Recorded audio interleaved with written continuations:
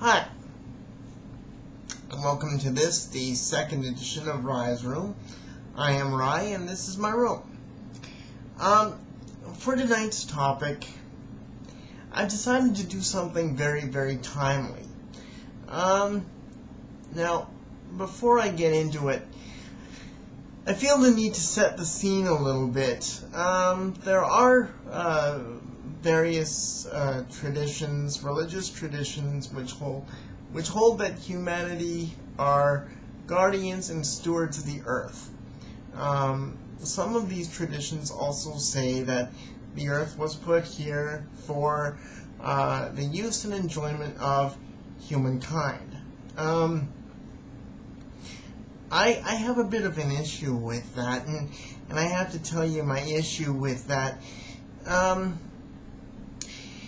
You see, we had to have a disease come out of nowhere, well, actually come back from 1976 to convince us to wash our hands.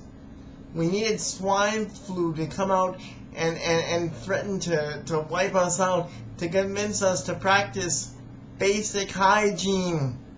A message to slobs everywhere: you're no longer safe. Grab a hold of a bar of soap before swine flu grabs a hold of you. Now, because we needed a disease to convince us to, in fact, clean up after ourselves, calls into serious question our judgment as stewards of the earth. And this feeds into another future event which will rapidly be upon us, and that is 2012. There's a movie coming out actually called 2012. What's important about 2012? Well, the Mayans believed that 2012 was the year that the earth ends. Now, I don't know too much about the ancient Mayans. I've always been curious, but I've never studied too much about it. And I've been curious about their prophecy about the end of the world as well. I need to do a little bit of research. I did hear once that one of the highlights of the event, besides famine and disease and massive natural disasters that are terribly frightening, is that animals will begin to talk to us. And I don't mean just in, a symbolic way. I mean that, as far as I understand it, your dog Fido will actually learn to speak English or Russian or whatever dialect you speak, and will sit down with you and force you to listen as your dog Fido tells you everything you and the rest of humanity has done wrong in the world. And I think that the fact that we needed to have a disease come out of nowhere, and from 1976, and convince us to wash our hands is going to be pretty high on the list of priorities. Actually, truth be told, I just hope that this doesn't turn into another bird flu fiasco. Not to say that bird flu wasn't significant. It absolutely was, and we were right to be concerned, because they had reason to be concerned in China and Hong Kong and everywhere else where people were dying and all the birds were being culled. I don't mean to marginalize or minimize concerns over bird flu, but let's face it, folks, the major pandemic nightmare all across the world that was being forecasted and was described in a TV movie starring one of the blonde from a show called Nip Tuck. It just didn't happen. It felt more like Y2K. They did a movie for Y2K as well, and none of that happened. So when none of this stuff happens, the movies become less relevant. I mean, it just the movie for bird flu, I forget what it was called now. It featured a bunch of stuff. It made for really scary TV, but none of it happened.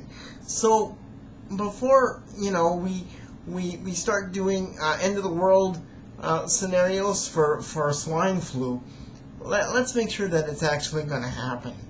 Okay? And then we can do movies about it. And before everybody dies, they can rush out and buy the DVD. It'll make it much more marketable that way. Boy, am I morbid or what? Send your angry comments this way. If only to prove that there's somebody actually watching these tubecasts. I really need to hear that. And, you know, I have to say something else too. And this is about a controversy that came out about a month ago. I saw this in the news about people using humor to get the swine flu message out. There was a girl on YouTube that had adapted the Ghostbusters theme song for swine flu. You know what? That can be dangerous. And I'll tell you my personal experience. Again, with bird flu, when bird flu was a really big deal here, about a year and a half ago, I went to my local KFC. And I had what I thought would be a really great idea. I really thought this would go somewhere. I said to the staff at KFC, why don't you create a new meal? You could call it the bird flu meal with special H1N5 sauce. They didn't laugh. In fact, they just sort of stared at me, and then they began to glare at me, and for the first time in my life, I did not feel welcome at KFC. I have never had an experience like that before. I've been yelled at, I've been snarled at, I've been sworn at, I've been spit at. A guy with my mouth, I'm used to it. But I have never had a room go as quiet as that restaurant did. Now granted, I was the only patron in there, and I guess to add insult to insult, I didn't buy anything, and maybe that's because I was inching my way towards the door with all the silence that was going on.